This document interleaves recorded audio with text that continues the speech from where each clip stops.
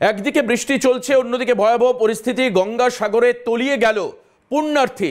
সমুদ্রে নেমে স্নান করতে যান এই পুণ্যার্থী এবং সেই সময় তলিয়ে যান সন্দীপ গৌড় নামক এক ব্যক্তি। উত্তরপ্রদেশের বাসিন্দা সন্দীপ গৌড়।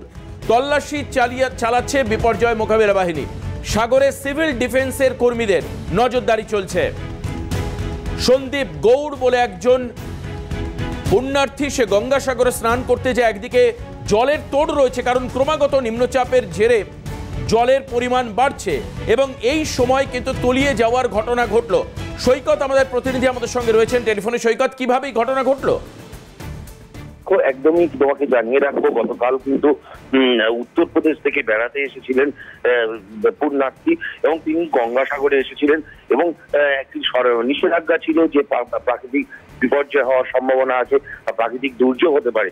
এর ফলে এর জন্য কিন্তু গঙ্গাসাগরে সমুদ্রে স্নানের যে নিষেধাজ্ঞা, সেই নিষেধাজ্ঞা জারি ছিল।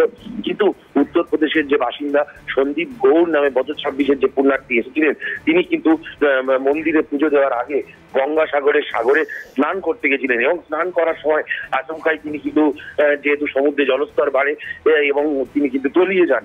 এখনো পর্যন্ত তিনি কিন্তু সমুদ্র স্নান করতে নেমে তলিয়ে গিয়ে নিখোঁজ রয়েছেন। তার খোঁজে কিন্তু ইতিমধ্যেই তল্লাশি চালাচ্ছে। গতকালের পর আজকে কিন্তু সকাল থেকে দফায় দফায় কিন্তু বিপর্যয় মোকাবিলা দপ্তরের কর্মীরা সাগরে স্পিড বোট নিয়ে তল্লাশি চালাচ্ছেন এবং একেবারে সেই তল্লাশি চলছে। সৈকত, অবশ্যই এখনো পর্যন্ত সন্দীপ গৌড়ের কোনো সন্ধান পাওয়া যায়নি। সৈকত, তুমি সঙ্গে থাকো।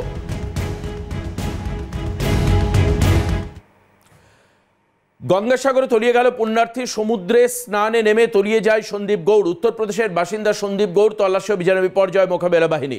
সাগরে সিভিল ডিফেন্সের কর্মীদের নজরদারি চলছে। আবারও চলে যাব সৈকতের কাছে। সৈকত, তল্লাশির ফলে কি বেরিয়ে আসছে সামনে?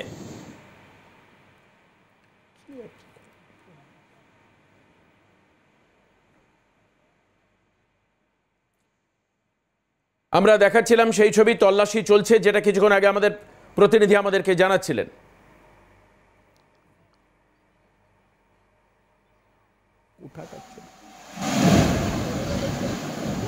আমরা সেই ছবি দেখতে পাচ্ছিলাম। আমাদের সঙ্গে যোগাযোগ বিচ্ছিন্ন হয়েছে। আমরা চেষ্টা করব প্রতিনিধির সঙ্গে কথা বলতে, কিভাবে উদ্ধার কাজ চলছে। আর এখন এই মুহূর্তে আমরা দেখছি দীঘার ছবি। দীঘাতেও কিন্তু অন্য দিনের থেকে তুলনামূলক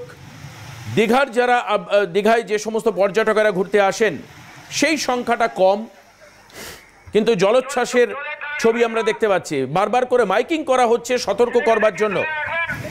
আপনারা দেখতে পাচ্ছেন সেই মাইকিং এর ছবি।